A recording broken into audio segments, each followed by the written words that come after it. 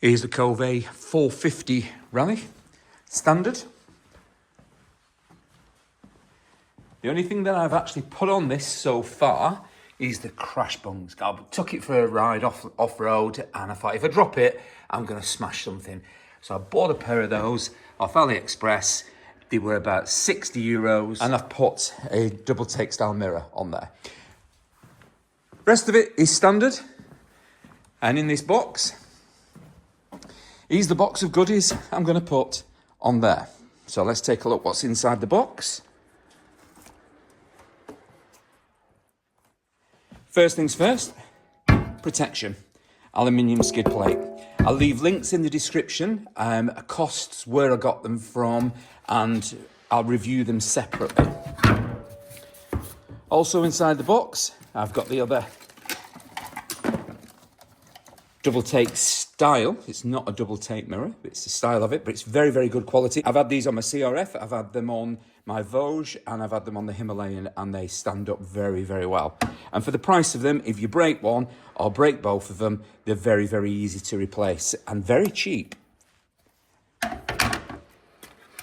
Standard 12 volt battery indicator, on-off switch, cigar power, and 2 USBs. Mesh seat cover. Of course, the faithful carpew ride. A screen extender. I'm 6'2", and when I'm sat down on the bike, the screen is just hitting the top of my helmet. Now, I've had these before, and you can adjust them, and it really does take that extra 6 inches of wind hitting the helmet. And for the cost of them, worth having. Drinks holder for when you're on the go. Tank bag for the essentials, mobile phone, etc. Auxiliary lights, 2 of those. Side stand extender, so you don't get stuck in the mud. These, I'll show you what these are later, but these are the little mirrors that fit just under the handlebars.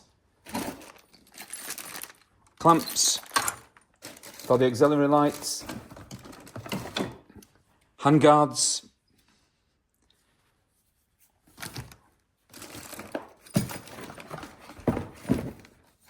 GPS mount. Now, I'm not sure at the moment whether to put this on or spend the extra and go for the Uncle Wang's tower, the A tower.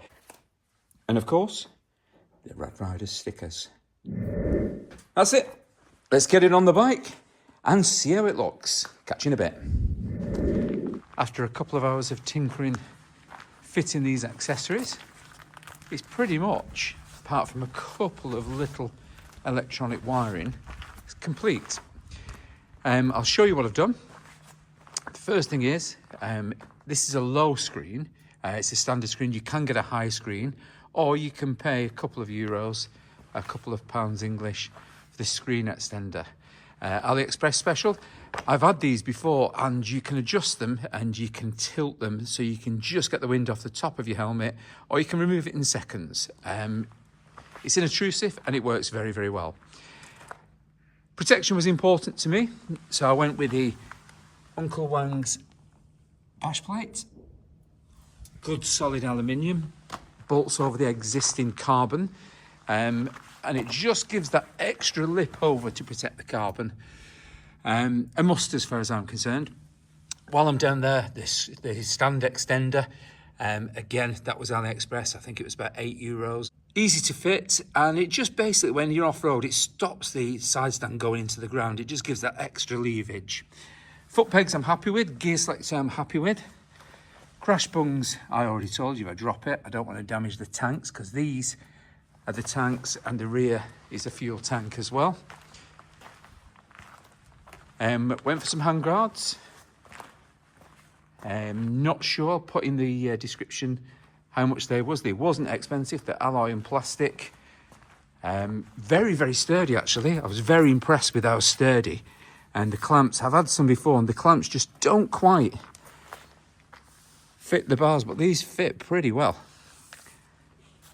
Double take style mirrors. However, I've been looking at these mirrors. I've not tested these out yet, but again, they're £10 and they fit underneath, they're discreet, and you won't need the big folding mirrors. So I'm going to test how they go, and I'm either going to leave those on and take those off, or both, or neither. Power adapter is important as you're going along to charge your equipment, cigar lighter, etc. 2 USBs, off and on switch so you can isolate it when you're not using it. Carpy ride. Now, I've done this on a mount on the handlebars. I don't know yet whether it's too close to me. Ideally, it should be sat back here, or as the Rally Type A tower, it sits up here, but I'm not sure that may distract me. Down there's probably a little bit out the way, so I'm going to try it on the handlebars, see how that goes. If not, I'll invest in the Rally Tower and put it up there. But I'm not sure as yet. I'm not going to do anything just as yet. What else have I done? I've put some auxiliary lights on there, cheap and cheerfuls. I have got some really expensive, nice ones, but they're heavy and heavy duty. So I'm going to try the light ones first. I've not wired those up yet. That's my next job. What else? Tracker, important. Cool seat cover, mesh seat cover. These work fantastically. If it's wet, they keep the rain off your backside. If it's hot, they allow air to go in through the mesh, and just overall comfort. Every bike I've had, I've put one of those on, and they're worth it. Absolutely worth it. Definitely something I would definitely do. So that's the bike. What more do I plan on putting on there? Well, pretty much if I am going to be touring Europe, which I plan to do the TET and the ACT Spain and Portugal this year, I'm going to have to carry some luggage. So I've seen the rear racks at Uncle Wang's, they fit on the back there, and then they've got the side extenders which come down and a little heat shield. They're about €140, which is about 130 quid. Adds a little bit of weight, but to be honest with you, it's going to carry your luggage. Fuel's carried down low. And that's pretty much all I'm going to do for it. I'm not going to do any power mods on it as yet. I'm going to ride it as standard and see how that goes. I'm going to use it on and off road. Sun is shining. So shortly, I'm going to have a coffee and I'm going to get out on this and have a New Year's ride. You can probably just pick up. It's about 3 degrees here, but it's beautiful sunny skies. And there's just a few flakes. I don't know whether you can see them on camera. There's a few little flakes of snow falling, which is very, very unusual for the Charente. But it's not going to stop me. I'm going to get out, off and on road, and I'll film that for another video. But for now, that's as much as I'm doing on the bike. As you can see here in the southwest of France and the Charente, it's cold but sunny. So you can always wrap up with your heated gear and get out on your bike. It's not icy, it's 3 degrees. It's normally about 9 or 10 this time of the year, but we are only in the early January. But what a beautiful day to get out.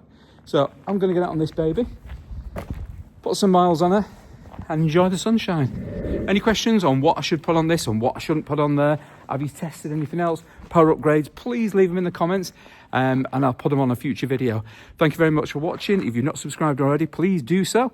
It helps the channel and it's completely free. Come along on my next adventures and I will catch you on that one. Bye for now.